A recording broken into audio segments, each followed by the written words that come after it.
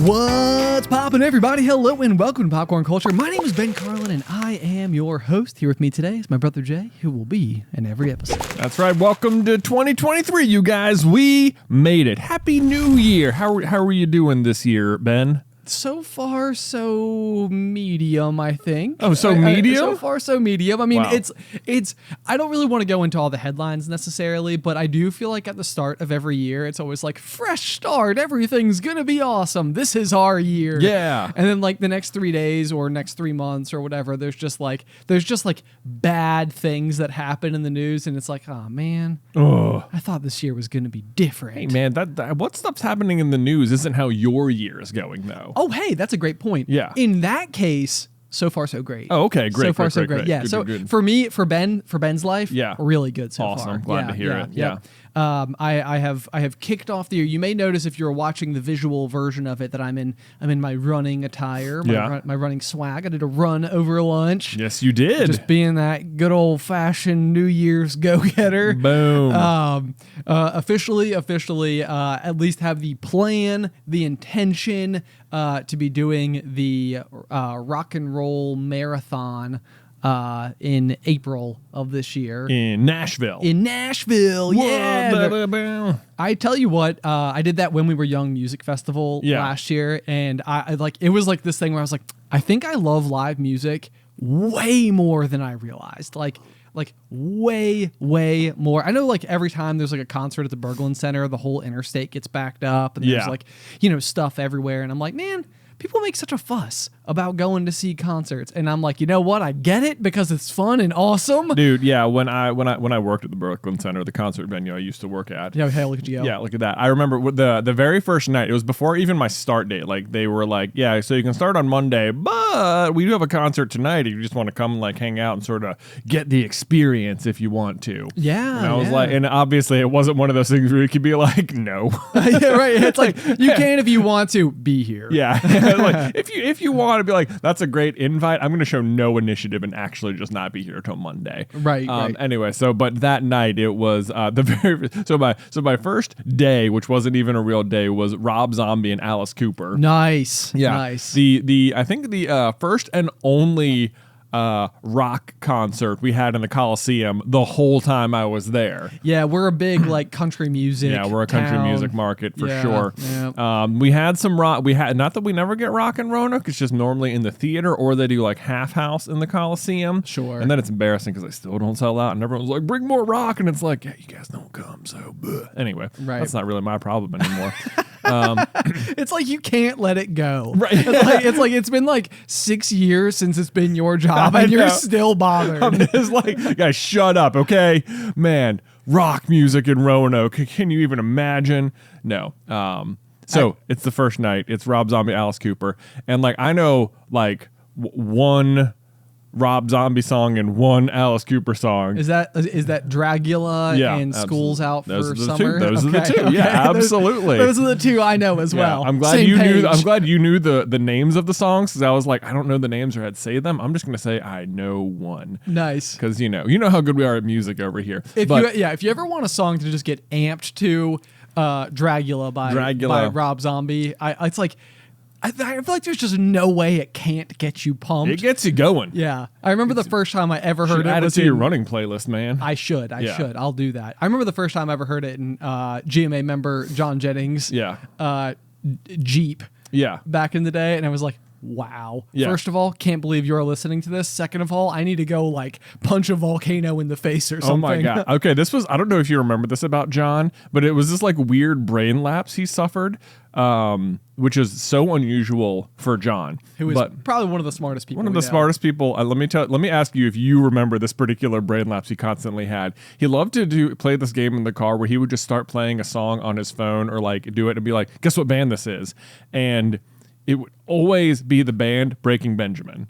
Was it really? It was always, and I would be like, and I would always guess it, and he'd be like, yes, and like, but like the brain lapse was he would always forget that that's what he always chose. Oh, that is so funny. And so he'd always be impressed. He wouldn't like recognize the own pattern he'd made. So I bet in his mind he thought Breaking Benjamin was like more obscure and like less likely for you to know it. Yeah, like.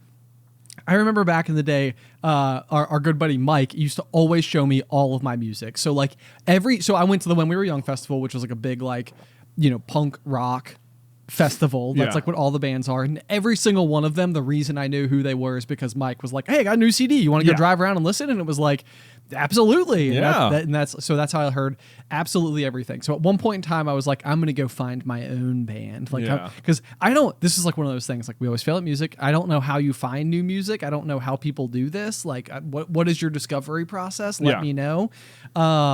And I stumbled across the band called All Time Low, who are like great and also huge. And so, but like for a long time, I was like, this like little known band I found, All Time Low. And like I remember it was the same thing maybe as what John was going through, but like every time I ever met anybody else who knew All Time Low, I was like, no way, you've heard of them? Yeah. That's so funny. Yeah. I think they're headlining When We Were Young next year. Oh, so okay. So they're a pretty big deal. They're a pretty big deal. Yeah. This is how I felt with like so many little fandoms that like throughout the like my entire life, like things I would just casually know like way too much about. Then like every now and then you'd find someone else who like just happened to also be like quietly extremely well informed on the subject and be like, no way, wait a minute, you know all these things too? You know all the, you can talk about Pokemon cards with me? What? Like, just something like that. This is amazing. Like, no way. This would basically be me and Name of the Wind at this point in time. Yes. Like, if I were out at like a networking event, which are things I don't go to. But if I were and I stumbled across a person, or I was like a party at your house, if like you have a group of friends that I don't know. So if I was at a party at your house and I realized that somebody else liked Name of the Wind, I would be like, did we just become best friends? And it would be like, it wouldn't matter anything else. It'd be like, absolutely, we did. Yeah. And it probably is the only thing I'll ever talk to you about ever again. So brace thyself. Oh my gosh, this past weekend, over the break, it got extremely cold here, and one of my neighbors, pipes froze. I don't think they burst; they just froze, so they couldn't like shower for like 3 days or something. Oh no! I know, super bad. So Beth was out like on a run with one of them one day, and they were like mentioning how they haven't been able to shower. I was like, man, if I hadn't showered in 3 days, I don't think I'd be going for a run. That's true too. Yeah, but they were going for it, and so like Beth like said, well, like we have like running water at our house, so if you just want to like walk down the street and like use our shower, that's totally fine. Right. So very generous. So they did, which was great. But whilst the dad was down showering, we were just chatting with like their 13-year-old daughter, who was like a complete chatterbox and a complete delight to talk to. Amazing. But yeah, she was like just regaling us with all the different things she did, and telling me about all of a sudden she just like shifts gears into like YouTube, and I'm like, oh man, have you ever watched like Super Carlin Brothers, or like have you ever like that's what I do. And she's like, no, I've never heard of you guys, no, not at all. And I was just like, okay. And I could tell that like even though Beth is very good friends with this family and like they know this is what I do, I don't think they like knew what we did. Okay, like, I understand. It's like, oh yeah, he's like a YouTuber, like they make videos, like not like this is my full-time job. We have like staff and office space. Yeah, So she's telling me about some of the people she watches, and like one of the people, I'm like, look them up, and I'm like, oh, I haven't heard of them. They've got like 33 million subscribers, and I'm like, well, they're bigger than me. They're bigger than me for sure. And she's like, how big are you guys? And I'm like, we've got like 2 million. And like her like jaw hit the floor though, like even though we don't have 33 million subscribers, you could tell this was like unbelievably like what? So that was really funny. And then like her dad came up and they started talking about the YouTube channels they watch. And he's like, oh, do you guys ever watch like Good Mythical Morning? And it was like, absolutely. Not only do I watch it, but like within arm's reach happened to be the game they recently made called We're Still Good. So I was like, we just got their game. And he was like, what? This is crazy. And I'm like, yeah, look, do you guys have your own Good Mythical mug? And so I'm like, yeah, oh yeah, we're all in on Good Mythical Morning. In fact, I've met them. And then they're both like, what? Like their heads exploded. They're like, oh my God, you've met them? That's insane. I was like, yeah, I got stuck in like a car with Link's daughter for like 30 minutes. And then we talked to them for like an hour. And they were like, you could tell their brain was exploding. And then they're like trying to like I think at this point they're like, okay, you're a little bit more of a YouTuber than we realized, and so now the dad is like trying to tell me other people, like maybe to like sound like he's more well informed, and he's like, yeah, I also really like the Gregory brothers, and I'm like, oh, great news for you, sir. They have made a song. They have made a song out of us. He's like, what? And I'm like, I pull it up, and you're like, the Pixar Theory, man. Which, by the way, you can download on iTunes if you want to. Oh my god, this sounds like the most hilarious. It was like, so funny. It was like, you keep going, guys. Let's go. Yeah. It sounds like you were maybe just destined to be soul friends with this person. Yeah. I feel like it's just like you guys have. That's so funny. That's so funny. So many like lines crossing. Also, the interesting thing about the Gregory brothers is that it's also a group of brothers like from our region of Virginia. Well, the same thing with Rhett and Link. They're from North Carolina. I know. Yeah. What's up with that? What's happening from this? You know what it is that people over here in this exact region of the world have got like almost enough to do. I feel like. Okay, explain that to me. Okay, like what we talk about is movies nonstop. And so when we were growing up, only like the main thing you could go do as a teenager here was go to the movies. Oh, this is true. This is true. And I'm like, I feel like it's no coincidence that what I spent tons of my weekend time doing was going to the movies, and now we talk about movies for a living.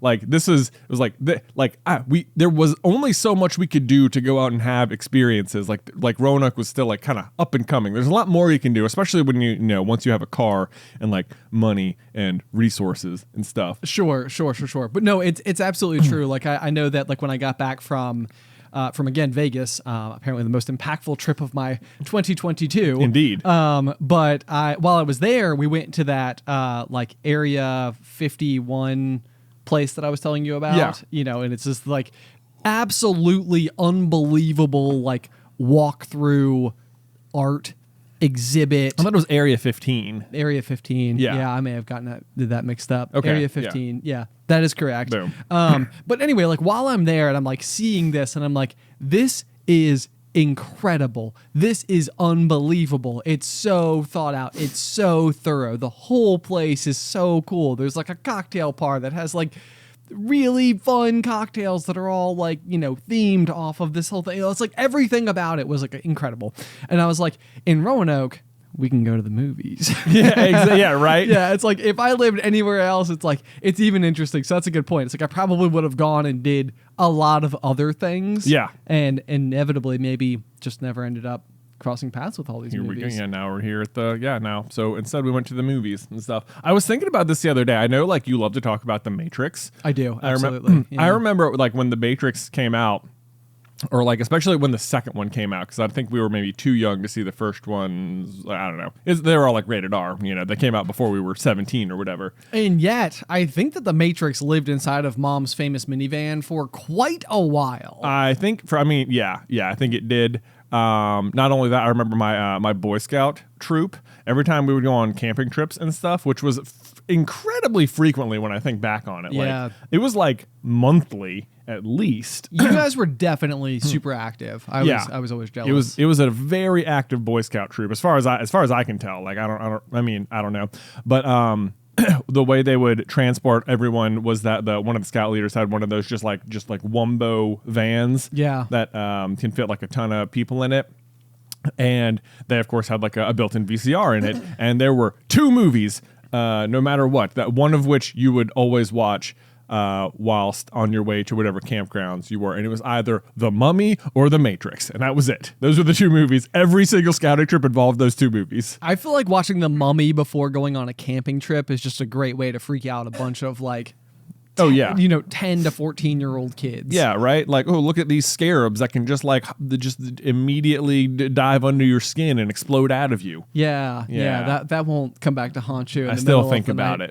I bet so. Yeah. It's like if you've ever seen it once, you've never unseen it again. You can't unsee the scarabs exploding out of people. Yeah, no, not at all. Those were honestly the scariest part of that movie to me. Like the actual mummy, whatever, not scary. I didn't even realize there even was an actual mummy. The only thing I remember about that movie is the scarabs. Okay, great. That's my sole recollection. Maybe it's a great movie, but I don't know. Yeah. I got one piece of recollection. Anyway, so Matrix. Yeah. I remember like when the second one came out. I remember going. I think I saw it with our friend John Jennings on the first night when it came out, and I remember just being like coming out and being like, just like having like all these like, they're like, I gotta figure this out. I gotta think like, what did that mean? What was this? What was that? And I was like, was I already doing what we do now? Like then without realizing it? Oh, that's interesting. Yeah. That is very interesting because I would not have made that claim for myself. Like I 100% think that like since we started doing the show that we do, I had to like learn how to trust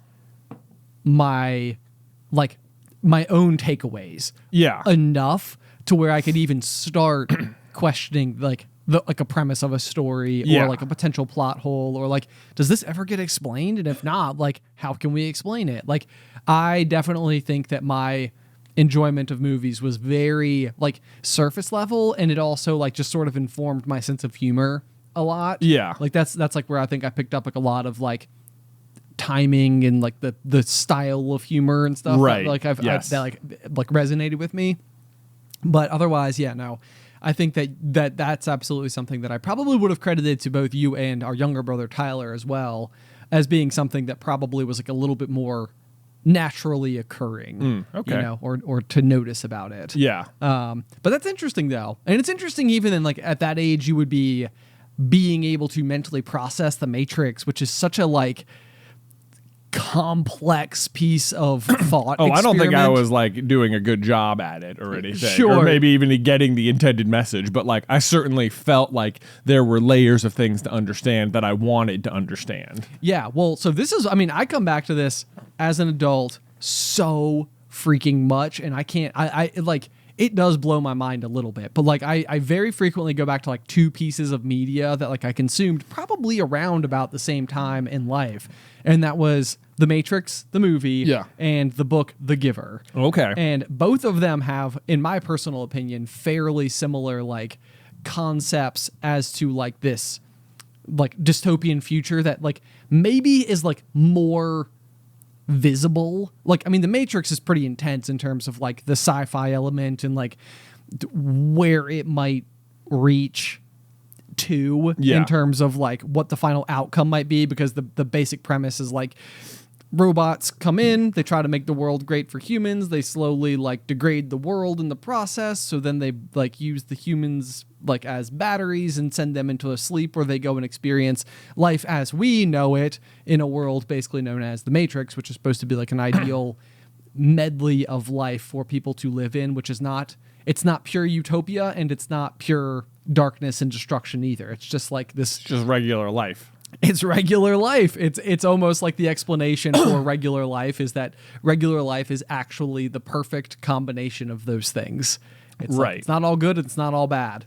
Yeah. It's medium. It's medium. It's right there. It's right through the middle. But so the thing that's interesting to me about both of those is that like, as they both resonated with me as a kid, and I didn't even touch the outside edges of what they were actually trying to tell me in terms of like plot, meaning what this like is, what type of like social observations are being made. But then as I get older and older and older, it's like I go back to those two pieces of media constantly. All the time. I feel like I need to give The Giver another pass, because when I was a kid, I like when I remember when the trailers for the movie came out, and there was this like, it was like a very sci-fi looking kind of place that it was taking place in. I was like, this is so far outside of what I was imagining. Like, not even close. Not even, I don't think I got it at all. Like, I knew there was like a guy who was feeding the emotions to the kid, but I want to say the cover was just like a picture of an old man who like was the giver, I guess. You mean of the book? Yeah, the cover of the book was like a picture of an old man who I guess was supposed to be the giver, but it just looked like old guy. It didn't look like old guy in sci-fi land or like this is taking place in the future or anything. Sort of vibe to it. And that's like a really difficult one, because like The Giver definitely steps into like it is advanced enough at the very least on like the premise of the story that, because they like everybody in like the society basically like takes these, I think that they're like pills that like are, you know, like delivered to your house every morning through like a tube in the wall or something. But like the pills are the things that effectively like prevent you from seeing like color or feeling emotion or doing anything. So like at the very least, I suppose it could be like futuristic enough. Sure. that like that technology would exist. But otherwise, I do agree with you. I sort of imagined like a small town America place. Right. You Yeah. know, like, and it was just sort of like almost like a, what is it called? Like a company town is maybe even also sort of what I Sure. imagined. Like, you know, if they like build up around like a railroad and everybody, or a coal mine or something, and like everybody's houses look The same. Yeah. Yeah. And so anyway, that's always what I've sort of like imagined about it. But it's a curious thing to see, like, if, you know, like as you trudge forward with the world as we know it and like the way that we all interact with one another, and if like you soften the edges of everything so much, like is there a world where like the reality that the people inside of the story of The Giver exist in is almost like, is there like an alternate reality, like where that's just like where we're going? Oh no, absolutely not. Yeah, I mean, no, it would be, yeah, it would require such an astonishing amount of, I don't even know what the word would be, like unrealistic compliance with like the idea. Sure. Like I just can't see that. I can't see people agreeing to it. Yeah, no. So- I definitely couldn't see that either at all. Yeah. So No. anyway, maybe we'll do a book club one day on The Giver. Oh, okay. We'll have that could be fun. We'll have a real thorough talk through. Oh, of it. all right. Yeah. That's a great idea. I like Yeah. that. Okay. You ready for a Fun. transition? Okay. Ben, I learned a new word over the break. Lay it it's on like me. my new favorite word. Or it was, I think it is a word that applies extremely well to the week immediately following Christmas.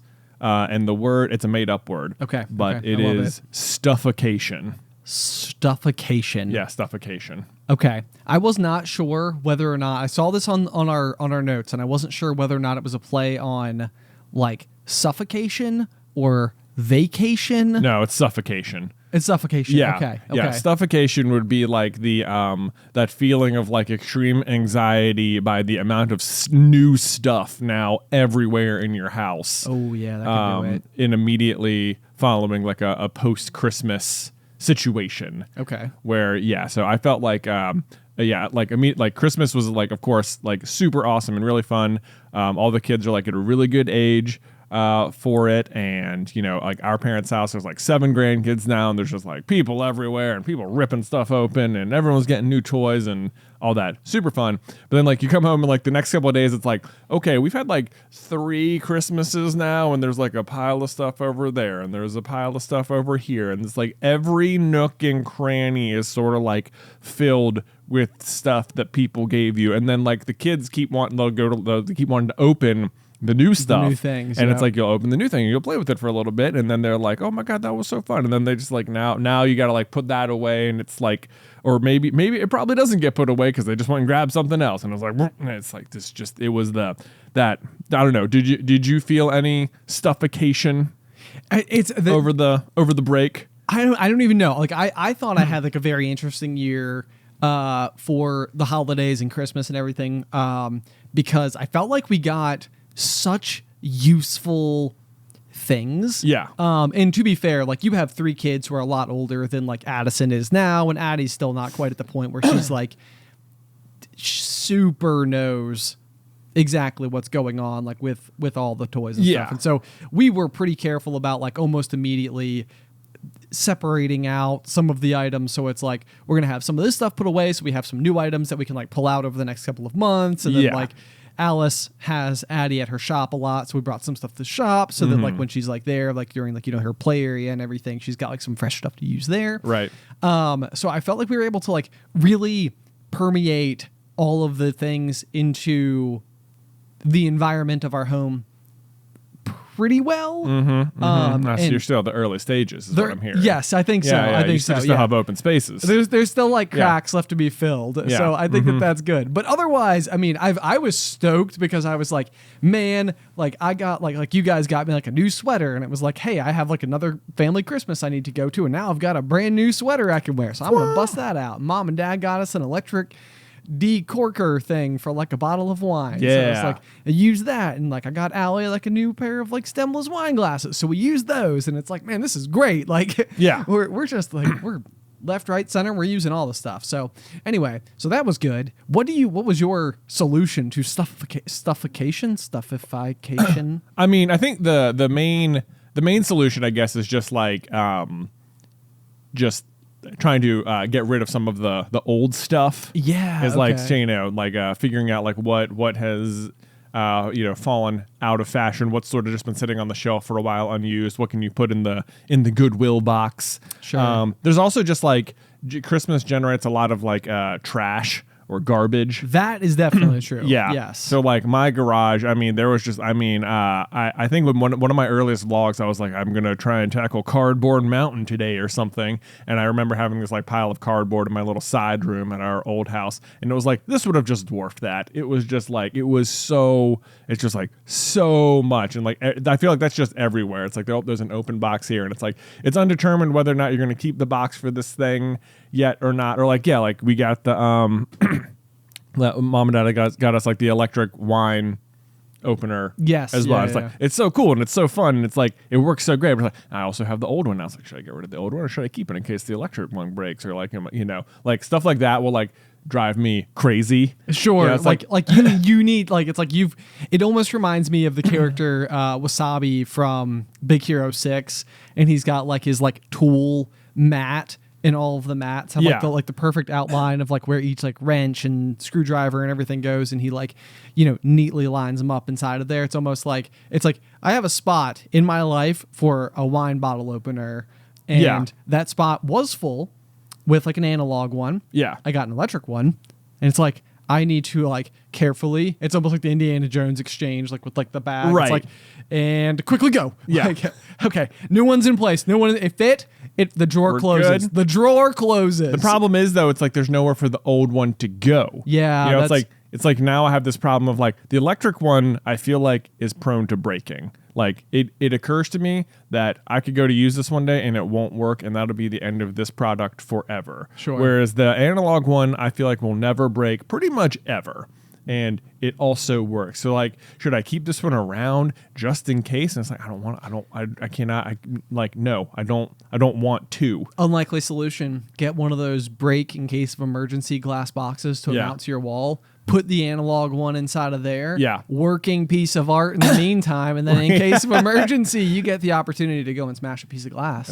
It sounds even worse. I know. I agree completely. Yeah. It's not a good idea. It's not a good idea. Yeah. But like, sort of like, but that's just like a tiny example of like how like everything in the house starts to make me feel sometimes. I get you. It seems like I almost wonder if in years future, what you'll need to do is like leading up to the holidays is go through and do like a preemptive like purge. Yeah, the preemptive purge. Yeah, the pre-purge. The pre-purge. Yeah. And then that way, in its wake, you're sort of like, okay, I have some cracks that now I can like refill. Yeah, I got to dig the holes ahead of time. Right.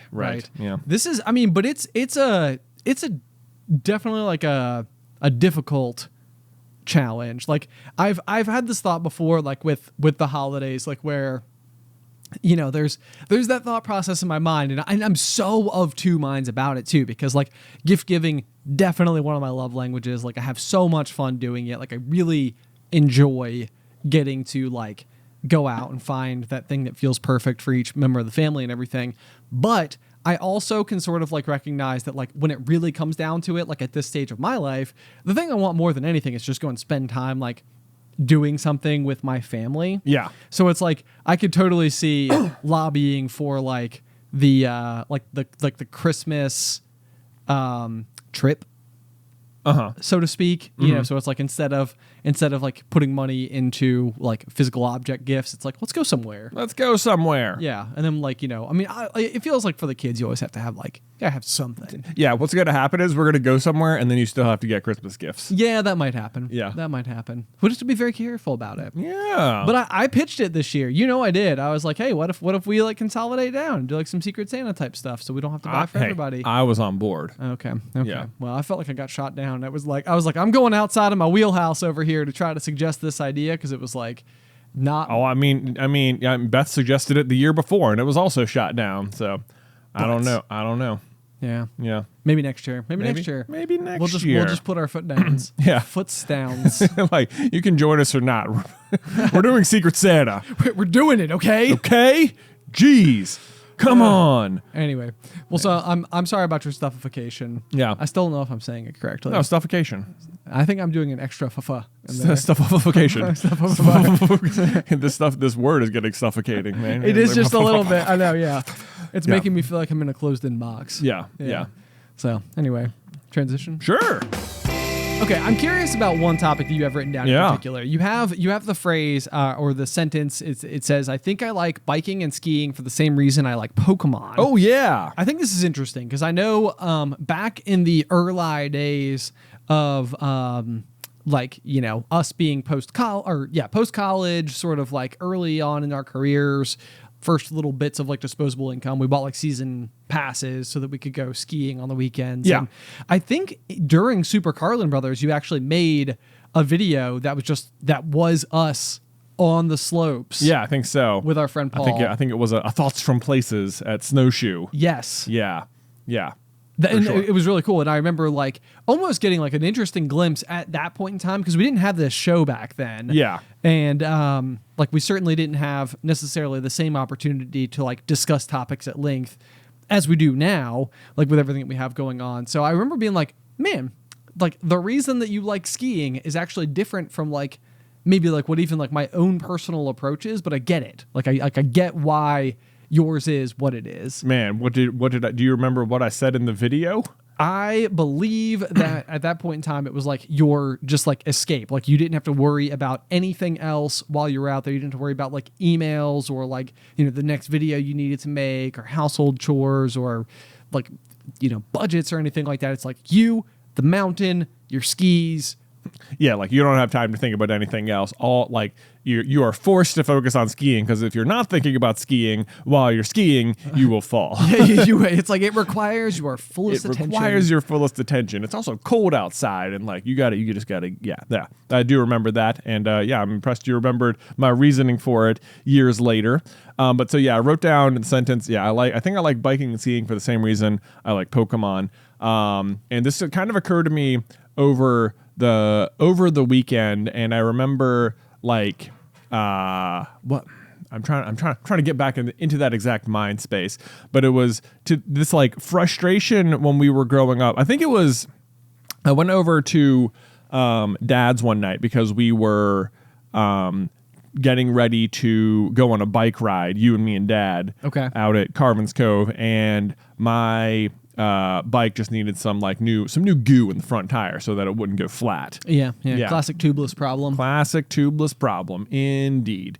And I remember, I was walking my bike up the hill, and I was feeling like a little embarrassed with myself that like it wasn't a problem I was so equipped to handle, or like was there a reason I didn't know? Like, why don't I know more about how to fix this bike problem? Or and I think I was thinking back to because I feel like biking has been a prevalent part of our family for a very long time, as long as I can remember. Yes. And I remember thinking back when we were kids, we had I guess mountain bikes, quote unquote. Yeah, sure. Yeah. Like we had bikes that I think they would have fallen under that classification, whether or not we actually truly we did a lot of riding our bikes on rails to trails, greenways, kind of stuff like that. Yeah. Nothing like what we were doing, the kind of mountain biking we'd be doing today. Yes. By any means. I don't feel like the bikes we were riding then would have been super capable of doing what we're doing today. Sure. I agree with that. Sort of thing. But as a kid, I would have confidently told you I owned a mountain bike. Yes. You know what I mean? 100%. And I would have been really proud of that, and I would have really known that.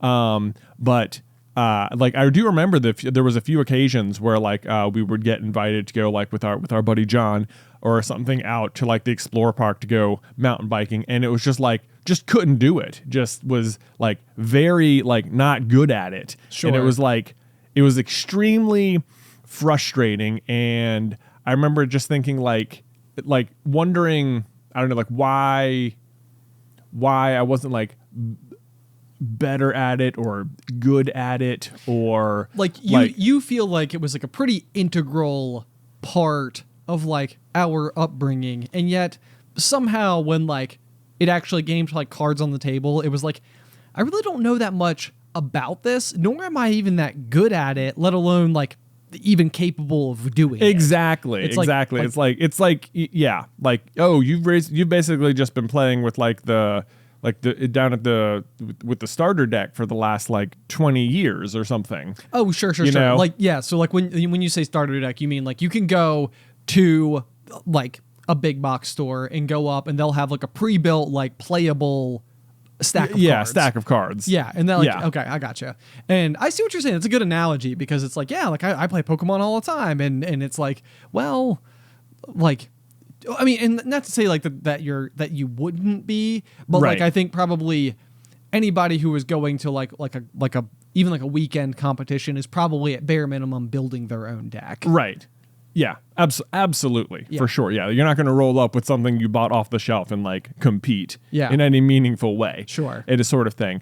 And so it was just like, it was that feeling of like, I think growing up, like not even like, it was something like I always, like I would go have an experience like that and it would feel like I don't even know how to go about like being better at this thing, because what it would require is like so much like gear and resources and stuff that I don't even feel like I could like ask for or something. And I think the same thing sort of applied to like skiing. Like, you'd go skiing and you'd be like, oh my gosh, like, I don't even feel like I can even ask for skis, because like we go like once a year. They're very expensive and you're growing, so you're just going to outgrow them. It's very true.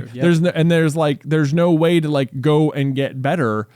Like there just wasn't there. So there was this like constant like you're like stuck in this like tiny zone where you feel like you really enjoy something, but you can't like expand past like the limits of your like resources or something. Yeah, absolutely. Yeah. I think that this is like I've given the example before of like, I remember as like a child, like I would like read these books or see these TV shows of like, kids having like the perfect like tree fort hangout. And in my mind, it was like, well, let's just go get some wood. Right. We'll throw it in the back of the minivan. I'll go and staple it to the tree. Yeah. We'll have a perfect. Well, like I don't even think we had a tree. Like it was like the neighbors won't care if we build a fort in their tree. Not at all. Like, this is fine. This is it. I bought I scraped together all my leftover allowance. I walked down to the nearby hardware store. I bought a pulley. Mom, I know what I'm doing. Yeah.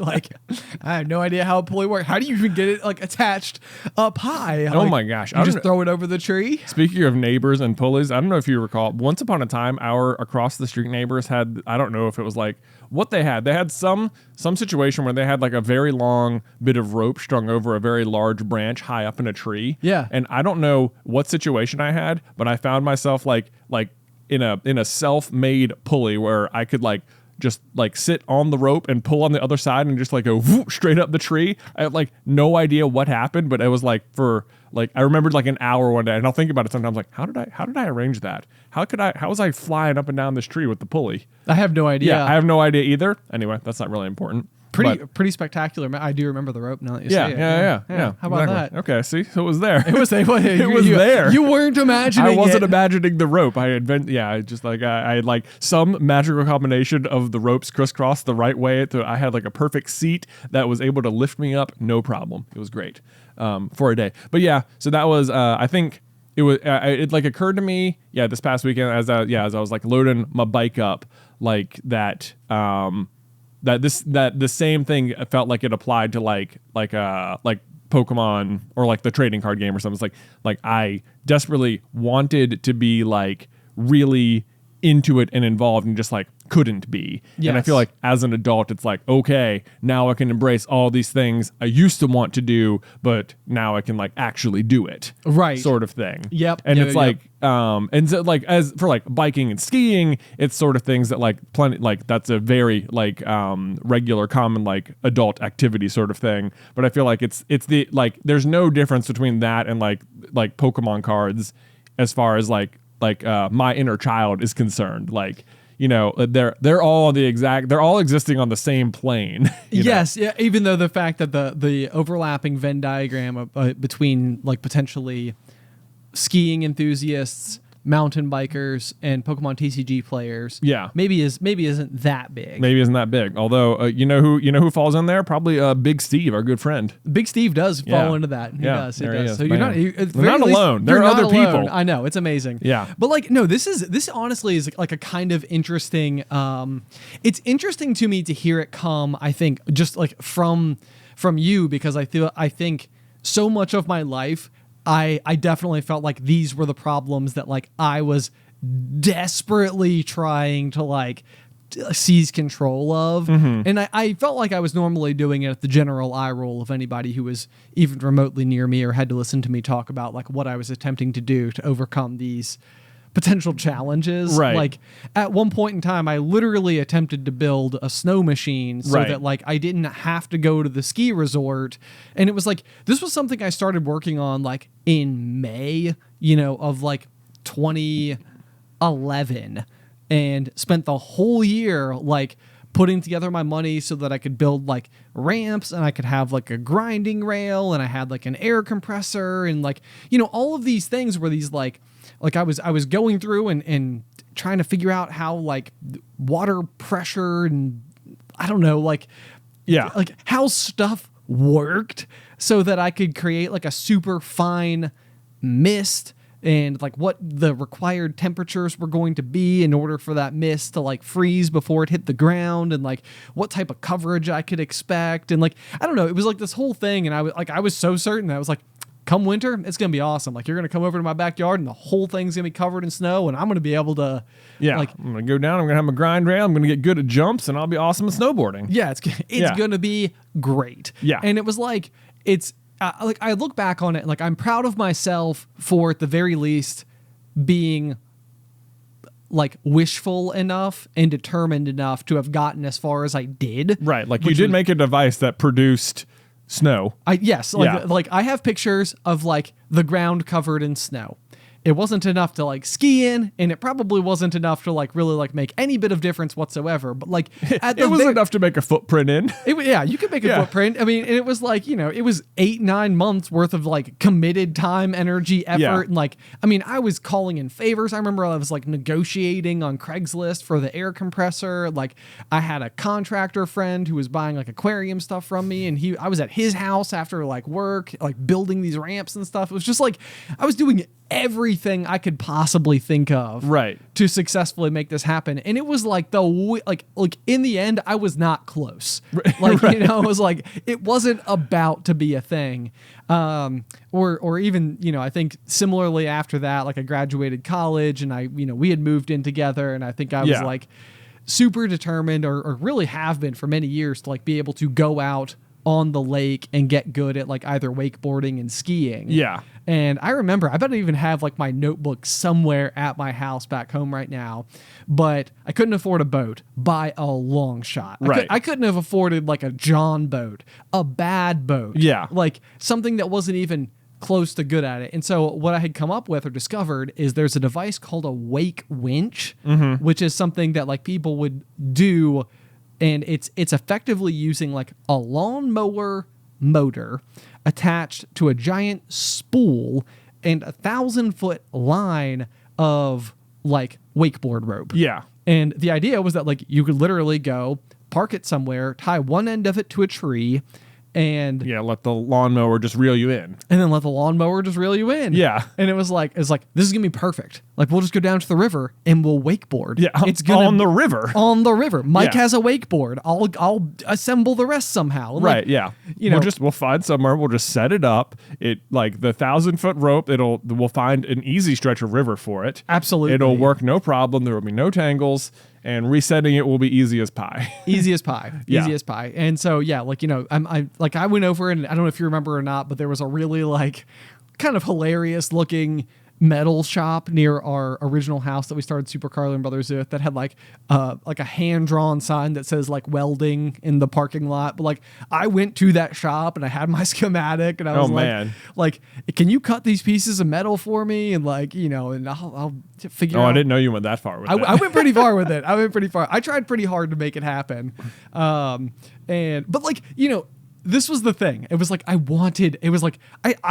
hadn't even at this point in time successfully gotten up on a wakeboard behind a real boat in my life. Right. At all. Yeah. Like I hadn't even done that before. Yeah. And yet here I was like, I'm going to build a very campy device that I'm going to not only like be able to use to wakeboard, but like to learn to wakeboard, right? And then subsequently probably get really good at. Yeah. You know, but I mean, I think that this was probably the absolute like edge, because like as a kid I may have had these same aspirations and I was completely helpless. It was like there was even less that I was capable of doing, right? You know, and so like as soon as I had even any resource at all, I was like, let's do this. Let's do it. And so it's kind of fun and sometimes adorable for me to look back on past Ben and be like, he was trying his best. Yeah, he was trying so hard. We had some successes in there. You know, I don't know if I'm sure you remember, we built a outdoor theater at our house. We did do that. We did build an outdoor theater. That was pretty good. We built the screen itself. We like stapled it together and everything. We bought the PVC pipe. We had this giant frame. We like quick cemented the legs into these buckets, set it up in the backyard, and we even had clips so we take the screen off so we wouldn't get caught in the wind or in the weather. I know, we were so clever. We were so good. And I don't know if you remember this or not, but we drove like an hour and a half to buy our projector from a pawn shop. I drive past that pawn shop like every time I head south, and I'm always like, we got a projector for the outdoor theater right there. Right there. I do remember we got a great deal on a projector, and it like totally worked. That one worked pretty good. We even had the... What? Yeah, I was going to say we were able to watch it from our hot tub. Yeah, so we got some Craigslist hot tub and hooked it up in the backyard so you could sit in the hot tub and watch the movie if you were willing to wait a week for the hot tub to heat up, which was heating up incorrectly because it had like a broken heating unit. So what was actually happening was like through some complete freak accident, some other part of it was just basically overheating to the point where the friction of the motor was such that it was running so hard and so aggressively that with like the hot tub cover on and like it running at full blast for like a week, you could successfully get it up to working hot tub temperature. Right. But of course it has a built-in mechanism to heat the water. Yes. That didn't work. By complete luck, the way in which it was broken also got the whole thing really hot. Yeah. So anyway, I know we watched at least a couple movies sitting in our rapidly cooling hot tub from the backyard. I remember we had to get the hot tub out of the back of your truck. It was just me and you and our buddy Trey, and it almost destroyed Trey. It almost crushed him. Yeah, the hot tub weighed like way too much. Like 700 pounds. Like it was so heavy. And I remember I was driving back. I had the truck I was driving at the time was a Nissan Frontier, which was a great truck, but it was not meant for a 700-pound payload. And so like we're in the backyard in the pouring rain, tipping this thing out. And it's like at some point in time, all of the weight shifted from the middle, of the scale to falling on Trey. Yeah. And I remember, I think it fell, hit him. Trey was just like, I think it hit him in the face and he was like bleeding a little bit and he just left. Yeah. He just got basically a punch in the face. I was like, well, that's the end of that friendship forever. Me and Ben, then we had to use some PVC pipe to roll it the rest of the way, which I thought was pretty ingenuitive. It was honestly for a very irregular backyard. Yeah. We definitely, we just we rolled it over. Done. And we also, the other thing that was really successful, on the verge of successful, was we built these like dead man anchors for the I will call this a success. Yeah. I will call this a success. So we got a slack line, which by the way, if you are on like low budget and need tons of fun, don't go ahead and build yourself a wake wench. Just get a slack line because this is awesome. Slack lines are so much fun. Slack lines are so much fun. So Ben wanted to be able to do slack line. If you don't know what a slack line is, it's a tightrope made out of a seatbelt. True. Yeah. You can't argue with that. That's exactly what it is. There's way better branding and marketing, but at the end of the day, that's pretty much what it is. Yeah. It's just, can you walk on it, basically? And it's like more slack than a tightrope, hence the name. But you gotta like wench it down and get it real tight, and the tighter it is, the better. So we were going on this camping trip. We wanted to go beach camping, and we wanted to bring slackline. Problem, as I'm sure you can think of with the beach, is that there's no trees that grow on the beach to affix both ends of the line to. So what are you going to affix it to? Well, Ben made these cool dead man anchors, and I'll let you describe how they work. Yeah, so I mean, it was like a big triangular like A-frame, and I made 2 of them, and so you could like feed the slack line. So if you can imagine, like the line like would go through and then like go through both of the A-frames and then like seemingly affixed to the ground.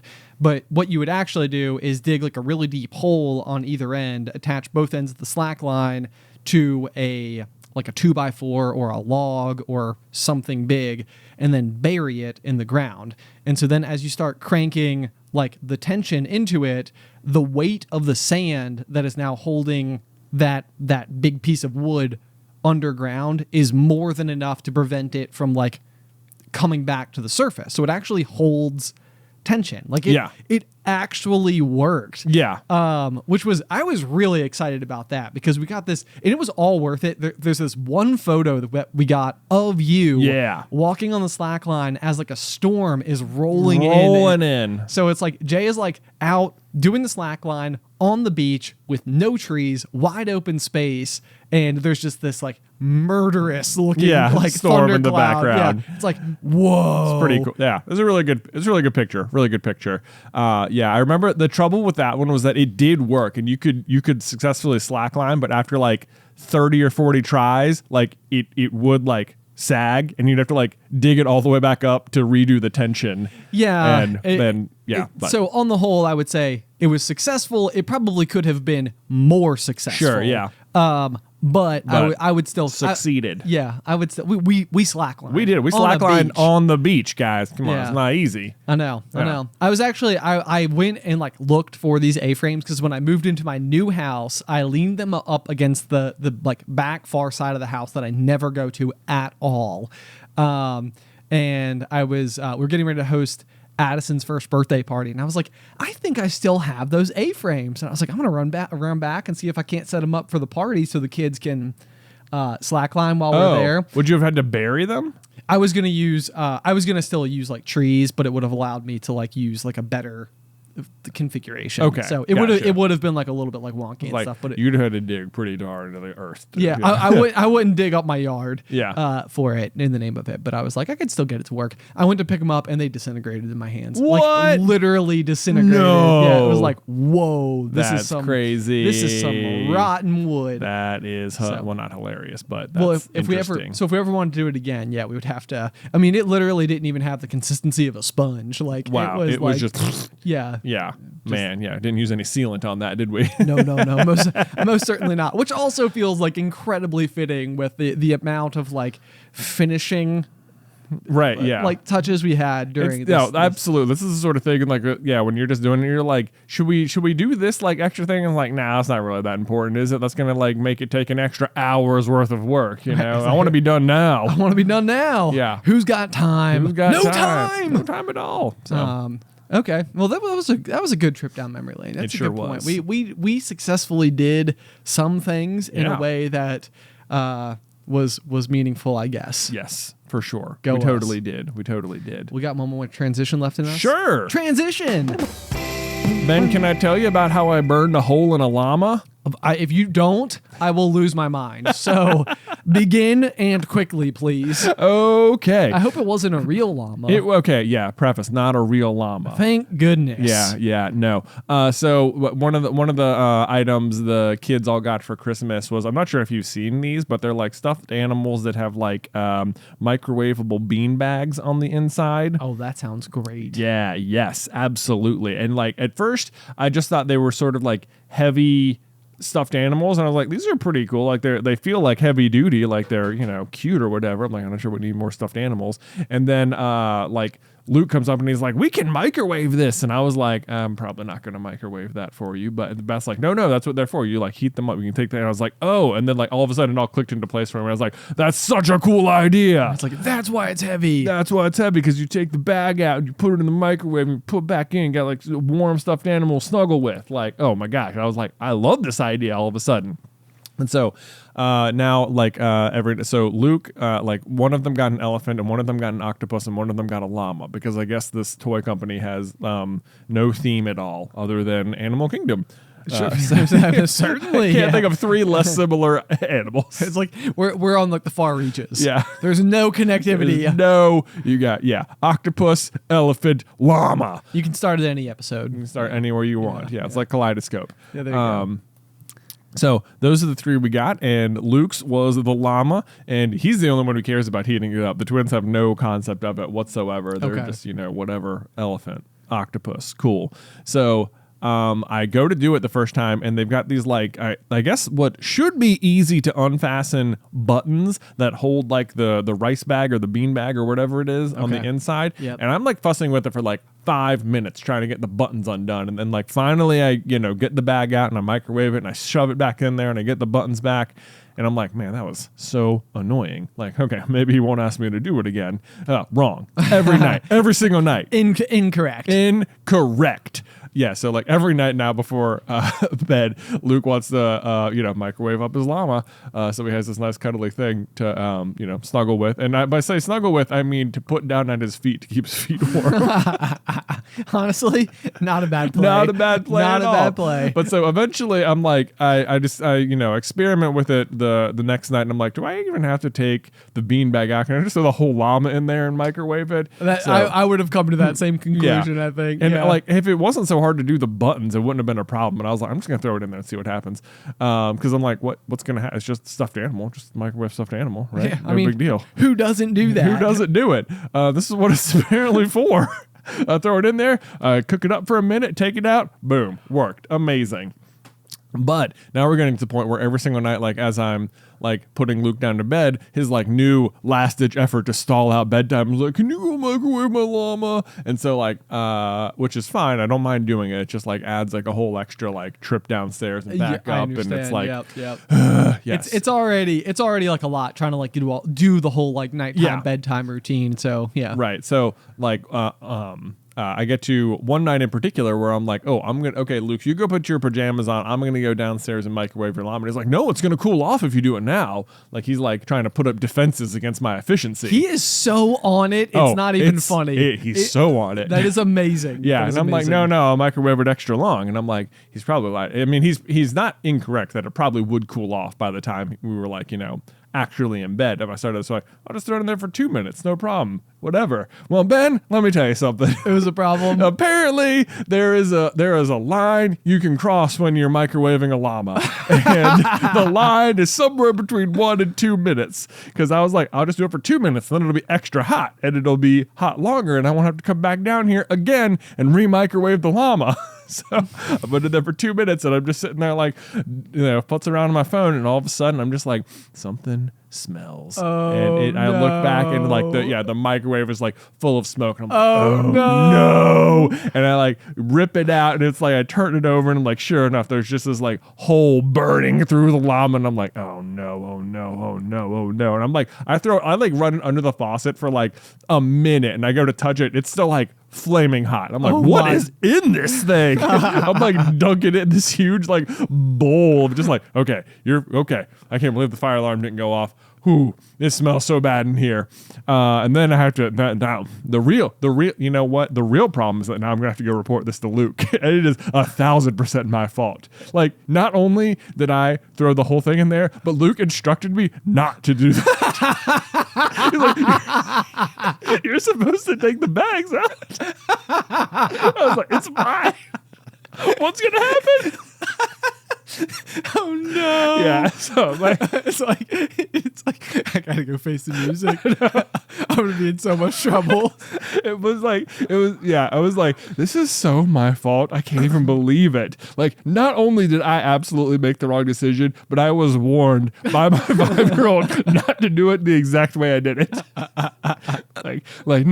It's so fine. Like I have absolutely messed up. So I have to go back upstairs. He's like, where's Llama?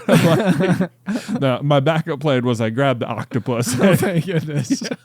I was like, we're gonna use the octopus tonight. Llama guy, I was like, the llama guy, I had to give him a bath. He got kind of dirty. And then so I didn't quite give him the full story that night. I was like, we'll check on him tomorrow. And like at that point, the hole was small enough. I thought like once it's cooled off, I'll take the bags out. It'll be fine. But it wasn't. It cooled off, and I went to go take the bags out, and the bags had just they'd burned through the beads, and all the beads started pouring out all over the place. And I'm like, it's fine. I'm like trying to detach them. They're like melted to the llama at this point, and Beth is staring at me like, Jonathan, it's over. I'm like, I know. Your sense of denial is amazing. I can save it. I can save this. It's not that bad. It's not that bad. It's not that bad. Also, this gift, I am positive, the person who gave it to us, I'm like, they definitely got, it's like, I can tell it's like a TJ Maxx sort of purchase. So it's not like they're going to be have a lot of stock of the object. Right. I'm like, I bet if I go back there, they're not going to have more because that's not how TJ Maxx works. It's just like, we got what we got, Right, yeah. So I'm like, okay, all right. Well, you know what though? The tag's still on. I'm just going to look it up. I'm going to look up the llama online and I'm just going to buy another one. This is 1,000% my fault. No problem. Well, Ben, let me tell you, I don't know how our TJ Maxx ended up with this heatable llama, but it was a $60 llama plus shipping from Australia where they make the llamas. Oh no. And I'm like, there's no way I am replacing this llama.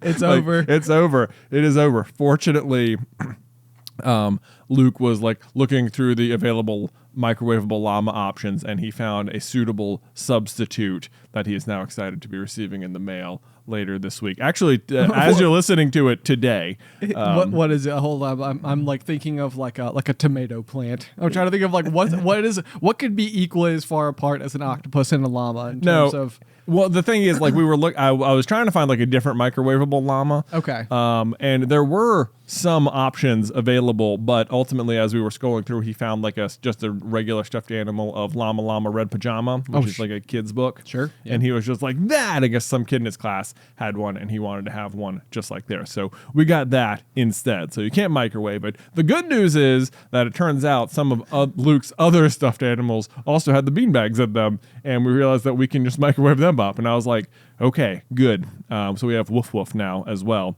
And unfortunately, you cannot take the beanbag out of Woof Woof's butt where the beanbag is. So I'm right back at square one, throwing Woof Woof in the microwave every night now. For 1 minute. For not more than a minute. I went down to 30 seconds. I was like, I'm not even going to risk it. But now I've been ramping. I'm like, can I get to 45 seconds? Can I get to a minute? Oh my gosh. Yeah, I know. I'm like, a minute you have seems a problem, man.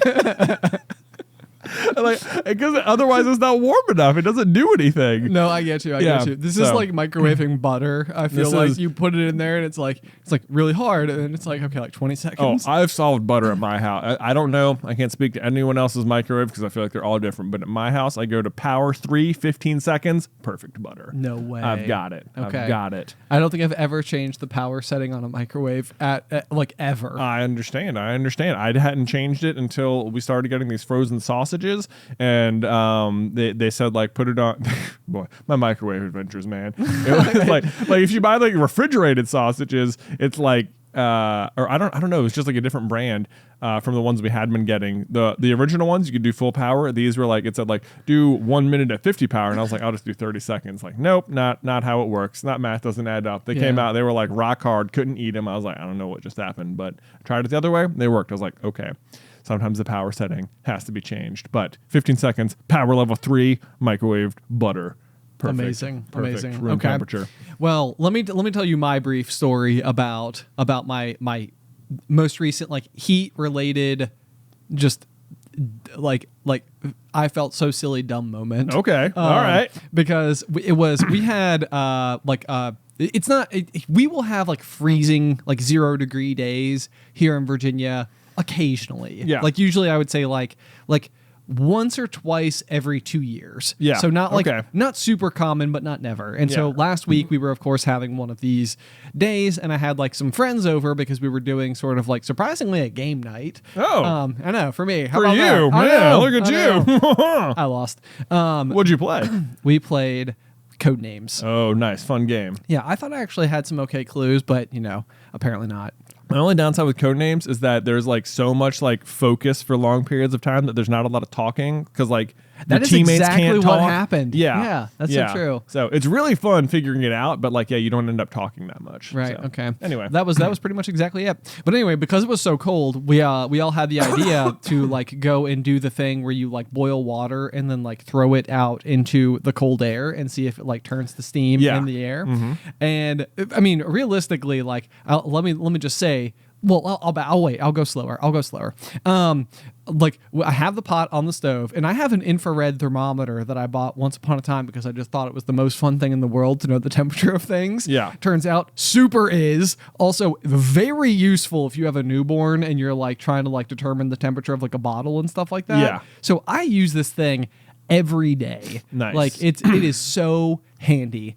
And so we got like the water boiling, and we're like, okay, like it needs to be like boiling, like as hot as possible when we take it outside, so that like it doesn't like cool off in like the few steps that it would take to go from like the eye of the stove over to the outside world. Yeah. And I mean, that's like 5 steps at my house because there's a back door right out of my kitchen. So it's like everything should be fine. But it's like I'm sitting there and everybody like, we got like the water boiling. We're all kind of like looking at it. I'm busting out the infrared thermometer to like see like what temperature it is. And I don't know if you already know where this is going, but the boiling temperature for water is 212 degrees. And the reason that it's 212 degrees is because after that temperature, it just becomes gas. Oh. And yeah. so like I'm sitting there and I'm checking it and I'm checking it and I'm checking it. It won't go above 212. Everyone's looking at me and they're like, Ben, what are you waiting for? Like the water's boiling. And I was like, I want to see if I can get a little bit hotter.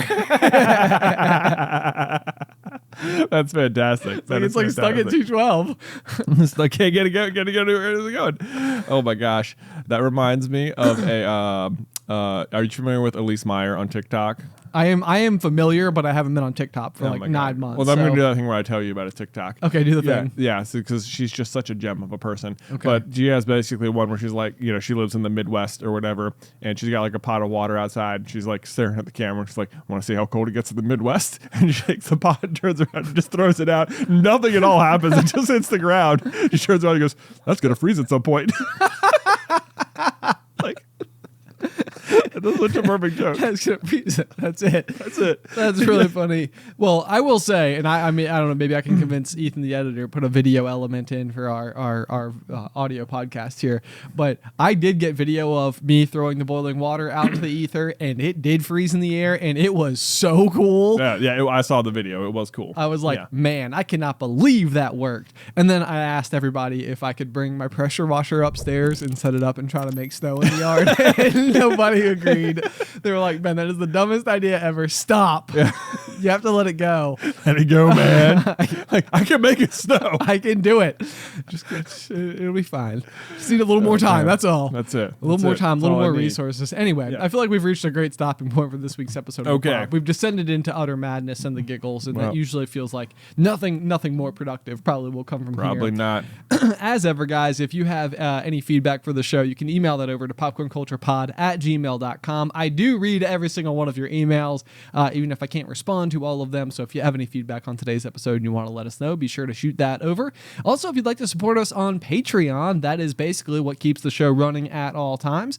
We have lots of cool perks over there, like exclusive quarterly merch with a new announcement for Q1 of 2023 coming soon. Also, after each week of the pop, I hadn't breathed for like a minute. I was like, "Ooh, man!" I'm out of there. After each week's episode or recording session, Jay and I do also record an additional 15 to 20 minutes of what we call After the Final Pop. That's available at the $5 tier. So if you head on over to patreon.com/popcornculture, we do appreciate your support just so very much. But otherwise, guys, until next time. Pop, pop.